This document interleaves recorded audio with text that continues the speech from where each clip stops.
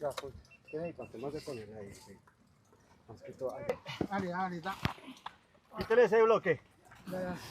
Todo bien que aquí lo tenemos, Quinchincito. Las gafas, tengamos listas de gafas para él, Triana. ¿Cómo? Las gafas listas para el paciente, por favor. No mire el paciente todavía.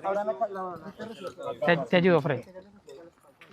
Eso, las gafas para el niño, Papi, te vamos a poner esas gafas. Déjatelas ahí. Listo, ahí está la gente detrás suyo. ¿Listo? Tranquilo, papito. Ya, ¿cuál era el bracito? Este es el bracito, ¿cierto? Ok.